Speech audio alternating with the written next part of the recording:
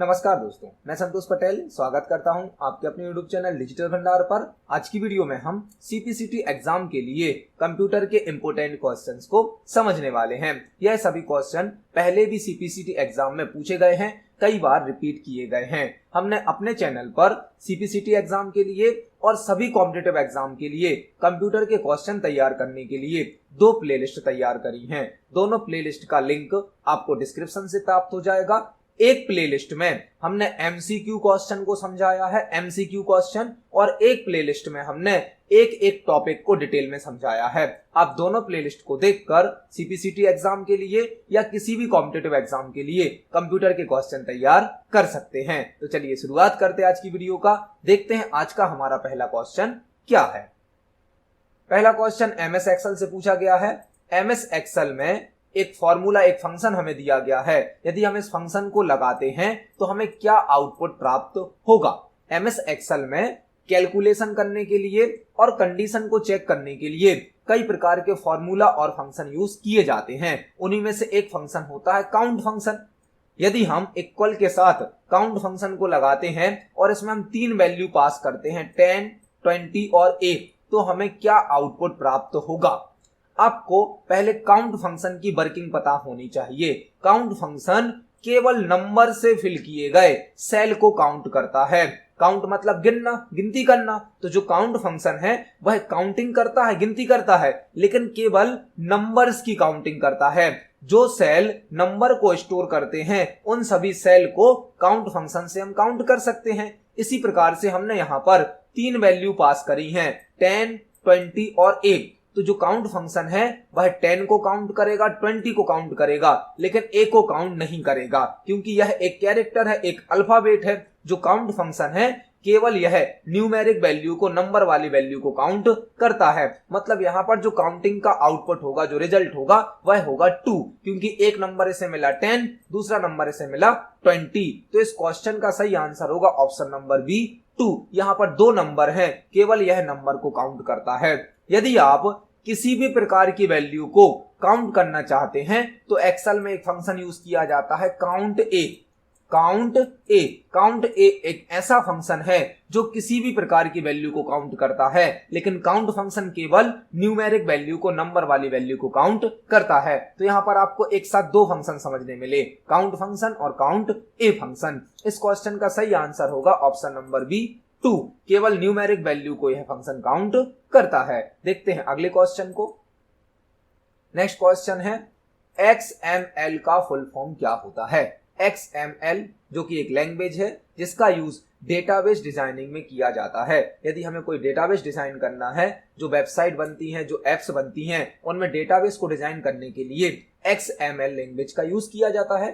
XML एक text based language होती है जो कि टैग के माध्यम से डेटाबेस को डिजाइन करने की सुविधा प्रदान करती है। और XML का फुल फॉर्म होता है extensible markup language. Extensible markup language, XML एक लैंग्वेज है, टेक्स्ट बेस्ड लैंग्वेज है, मतलब टेक्स्ट पर आधारित है, और टैग के माध्यम से यह डेटाबेस डिजाइन करने की सुविधा प्रदान करती है। और XML का फुल फॉर्म होता है एक्सटेंसिबल मार्कअप लैंग्वेज। मतलब इस क्वेश्चन का सही आंसर है ऑप्शन नंबर सी। देखते हैं अगले क्वेश्चन को।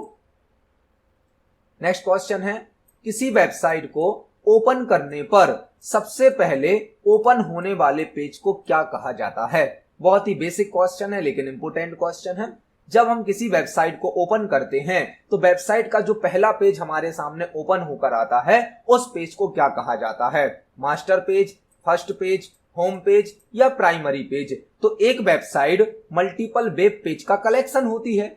एक वेबसाइट मल्टीपल वेब पेज से मिलकर बनी होती है, लेकिन वेबसाइट का जो पहला पेज होता है, स्टार्टिंग पेज होता है, उसे कहा जाता है होम पेज। मतलब वेबसाइट को ओपन करने पर जो पहला पेज हमें दिखाया जाता है, शो किया जाता है, जो पहला पेज ओपन होता है वह होता है होम पेज। वेबसाइट को ओपन करने पर जो पहला पेज हमारे सामने आता है उसे कहा जाता है होम पेज। तो इस क्वेश्चन का सही आंसर होगा ऑप्शन नंबर सी। देखते हैं अगले क्वेश्चन को।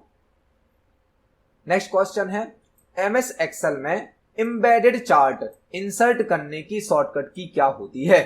MS एक्सेल में जब हम कोई टेबल बनाते हैं, कोई डेटाबेस बनाते हैं, तो टेबल के डेटा को ग्राफिकली रिप्रेजेंट करने के लिए चार्ट का यूज किया जाता है। एमएस एक्सेल में टेबल के डेटा को ग्राफिकली रिप्रेजेंट करने के लिए चार्ट का यूज किया जाता है। चार्ट के द्वारा हम किसी भी इंफॉर्मेशन को ग्राफिकली रिप्रेजेंट कर सकते हैं और एमएस एक्सेल कई प्रकार के चार्ट बनाने की सुविधा प्रदान करता है। Column chart, bar chart, line chart, कई प्रकार के चार्ट्स को सपोर्ट करता है।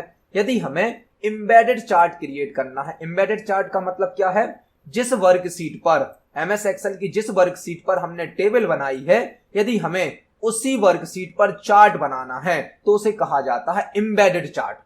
यदि आप नॉर्मल चार्ट क्रिएट करेंगे तो एक सीट पर आपकी टेबल होती है और एक अलग सीट पर आपका चार्ट क्रिएट होता है, वह नॉर्मल चार्ट होता है और इसे हम F11 शॉर्टकट की से बना सकते हैं। एमएस एक्सेल में यदि आप F11 की से चार्ट इंसर्ट करेंगे, F11 की से, एमएस एक्सेल F11 से भी चार्ट बनाने की सुविधा प्रदान करता है, लेकिन वह चार्ट अलग वर्कशीट पर बनता है और टेबल हमारी अलग वर्कशीट पर होती है।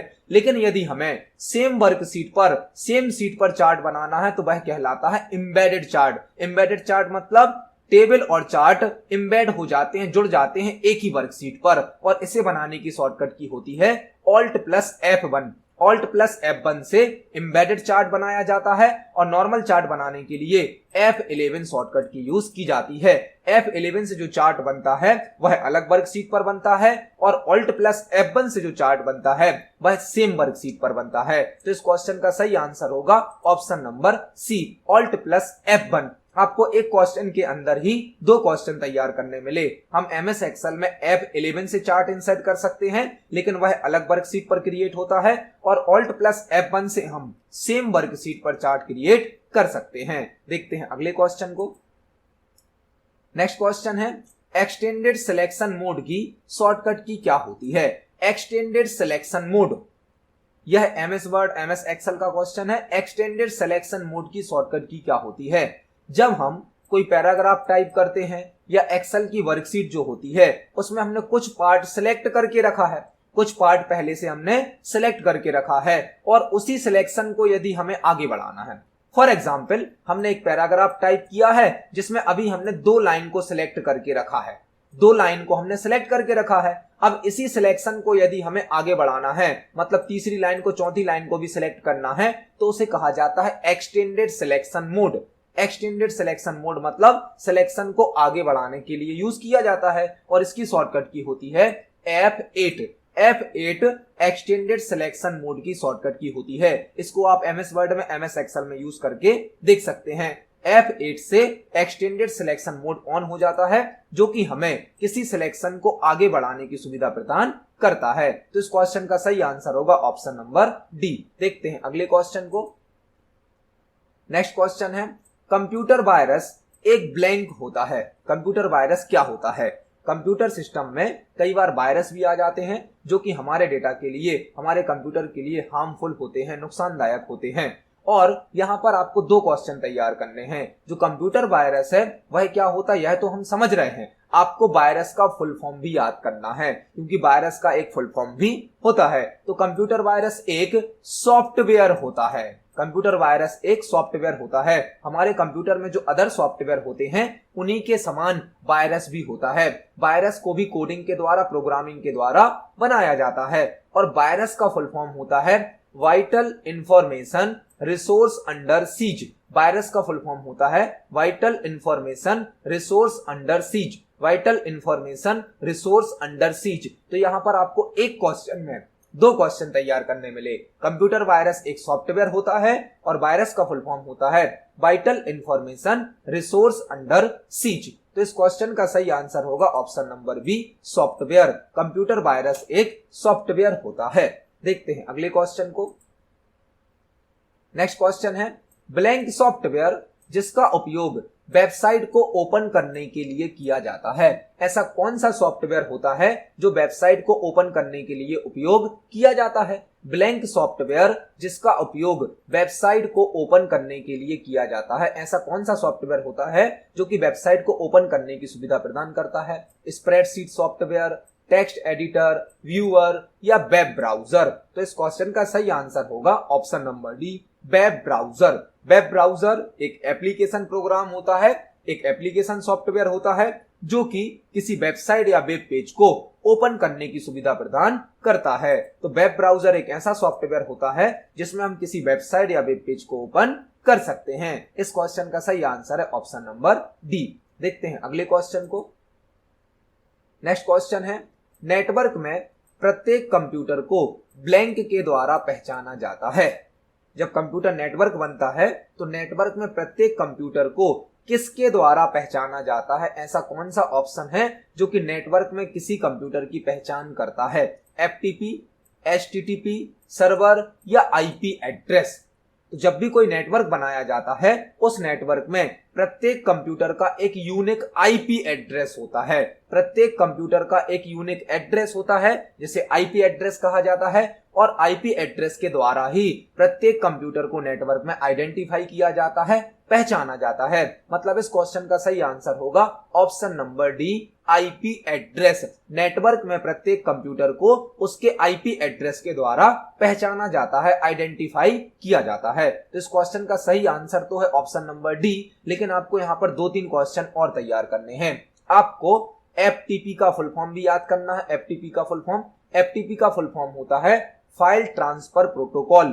File transfer protocol. आपको एचटीटीपी का फुल फॉर्म भी याद करना है। एचटीटीपी का फुल फॉर्म होता है hyper text transfer protocol. Hyper text transfer protocol. और आपको आईपी का फुल फॉर्म भी याद करना है। आईपी का फुल फॉर्म होता है इंटरनेट प्रोटोकॉल। तो एक क्वेश्चन में आपको 4-5 क्वेश्चन तैयार करने मिलने हैं। यहां पर हमने समझा कि नेटवर्क में प्रत्येक कंप्यूटर को उसके आईपी एड्रेस से पहचाना जाता है। आईपी का फुल फॉर्म होता है इंटरनेट प्रोटोकॉल। एफटीपी का फुल फॉर्म होता है फाइल ट्रांसफर प्रोटोकॉल और एचटीटीपी का फुल फॉर्म होता है हाइपर टेक्स्ट ट्रांसफर प्रोटोकॉल। तो इस क्वेश्चन का सही आंसर है ऑप्शन नंबर डी। देखते हैं अगले क्वेश्चन को। नेक्स्ट क्वेश्चन है, निम्न में से किसे कंप्यूटर सिस्टम का ब्रेन कहा जाता है? निम्न में से किसे कंप्यूटर सिस्टम का ब्रेन मतलब कि दिमाग कहा जाता है? कंप्यूटर सिस्टम में कई प्रकार के हार्डवेयर और सॉफ्टवेयर होते हैं। उन्हीं हार्डवेयर में से एक पार्ट को कंप्यूटर सिस्टम का ब्रेन कहा जाता है। रैम, रोम, सीपीयू या hard disk.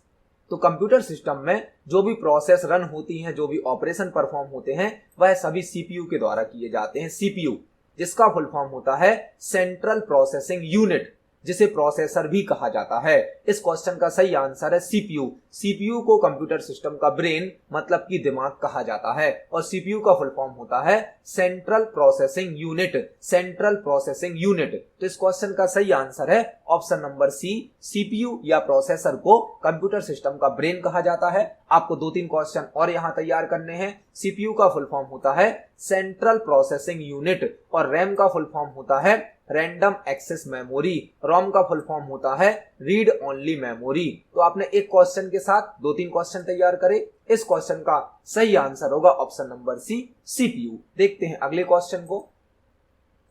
Next question programming language से लिया गया है। जावा एक ब्लैंक लैंग्वेज है। जावा किस प्रकार की लैंग्वेज है? जावा एक प्रोग्रामिंग लैंग्वेज है जिसका यूज प्रोग्राम बनाने में, गेम्स बनाने में, सॉफ्टवेयर बनाने में किया जाता है। जावा का यूज मैक्सिमम फील्ड में किया जा रहा है करंट टाइम पर।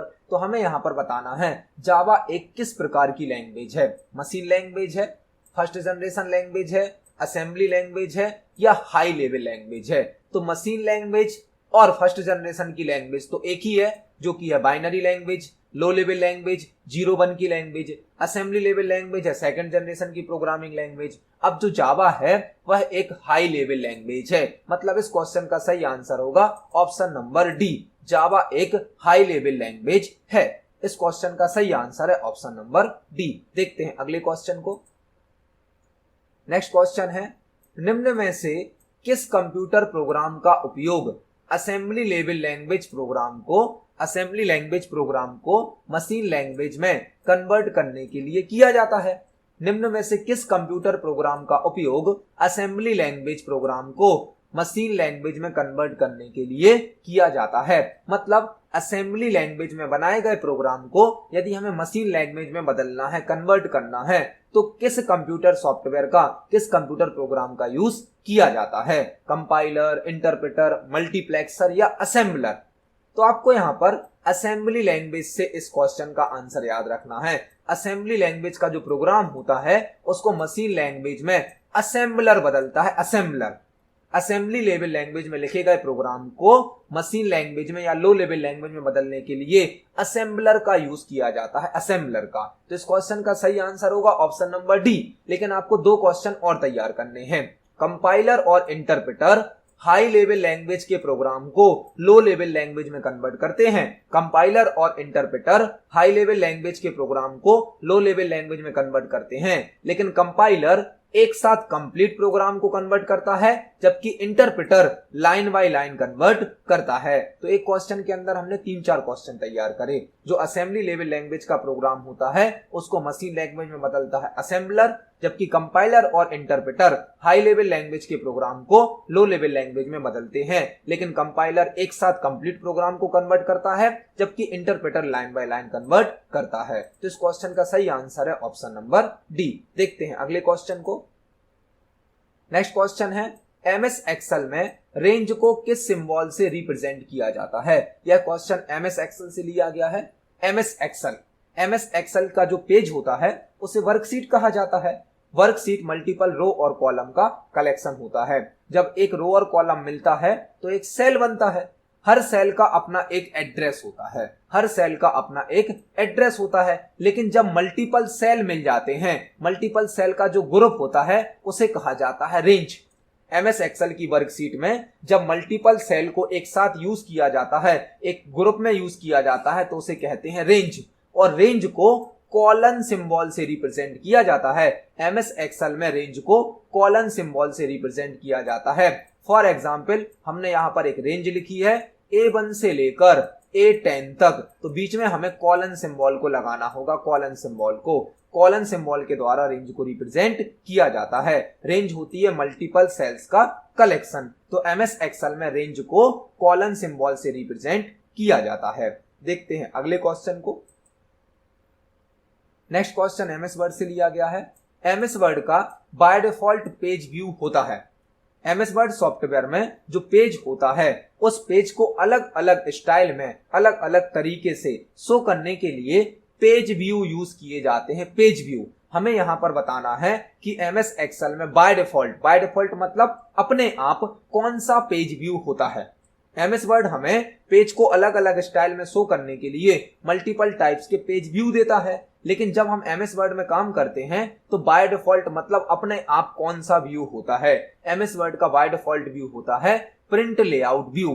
Print layout view MS word का जो बाय डिफॉल्ट व्यू होता है वह होता है प्रिंट लेआउट व्यू, जिसमें हमें पेज बिल्कुल वैसा शो किया जाता है जैसा पेज हमारा प्रिंट आउट में निकलता है। जब हम पेज का प्रिंट आउट निकालेंगे तो पेज के जो मार्जिन होते हैं, बॉर्डर होती है, पैराग्राफ स्पेसिंग होती है, लाइन स्पेसिंग होती है, यह सभी हमें सही प्रकार से प्रिंट लेआउट व्यू में शो की जाती है। प्रिंट लेआउट व्यू हमें बिल्कुल वैसा आउटपुट दिखाता है जैसा हमें प्रिंट आउट में प्राप्त होता है, और यह एमएस वर्ड का बाय डिफॉल्ट व्यू होता है। तो इस क्वेश्चन का सही आंसर है ऑप्शन नंबर डी। देखते हैं अगले क्वेश्चन को। नेक्स्ट क्वेश्चन है, कंप्यूटर मॉनिटर में सीआरटी का फुल फॉर्म क्या होता है? कंप्यूटर मॉनिटर में सीआरटी का फुल फॉर्म क्या होता है? यहाँ पर आपको इस क्वेश्चन का आंसर तो पता करना है, याद करना है, लेकिन आपको और भी कुछ क्वेश्चन यहाँ पर तैयार करने मिलने वाले हैं। सबसे पहले तो हमें यह पता होना चाहिए कंप्यूटर मॉनिटर क्या होता है। कंप्यूटर मॉनिटर एक आउटपुट डिवाइस होती है। मॉनिटर एक आउटपुट डिवाइस होती है जो कि हमें सॉफ्ट कॉपी आउटपुट प्रदान करता है। मॉनिटर एक आउटपुट डिवाइस है जो कि हमें सॉफ्ट कॉपी आउटपुट प्रदान करता है। मॉनिटर के कई टाइप्स होते हैं, जैसे कि CRT monitor, LCD monitor, LED monitor, ऐसे मॉनिटर के कई टाइप्स होते हैं। तो यहाँ पर आपको अभी 2 चीजें समझने मिली। एक, मॉनिटर क्या होता है? Output device. मॉनिटर हमें कैसा आउटपुट देता है? Soft copy output. अब आपको सीआरटी का फुल फॉर्म देखना है। सीआरटी का फुल फॉर्म होता है cathode ray tube. Cathode ray tube. LCD का फुल फॉर्म होता है liquid crystal display. Liquid crystal display. और एलईडी का फुल फॉर्म होता है light emitting diode. Light emitting diode. तो एक क्वेश्चन के अंदर हमने 4-5 क्वेश्चन को तैयार किया। कंप्यूटर मॉनिटर एक आउटपुट डिवाइस है जो कि हमें सॉफ्ट कॉपी आउटपुट देता है। मॉनिटर के कई टाइप्स होते हैं, जिसमें एक टाइप है सीआरटी जिसका फुल फॉर्म होता है cathode ray tube.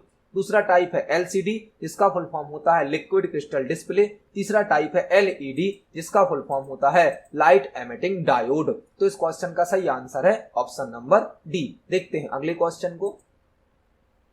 Next question है सैन का फुल फॉर्म क्या होता है। यह क्वेश्चन कंप्यूटर नेटवर्क से लिया गया है। सैन का फुल फॉर्म क्या होता है। सैन कंप्यूटर नेटवर्क के मल्टीपल टाइप्स होते हैं, लैन, वैन, मैन, उसी प्रकार से एक टाइप होता है SAN, SAN।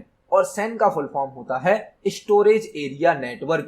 Storage area network, storage area network SAN का फुल फॉर्म होता है।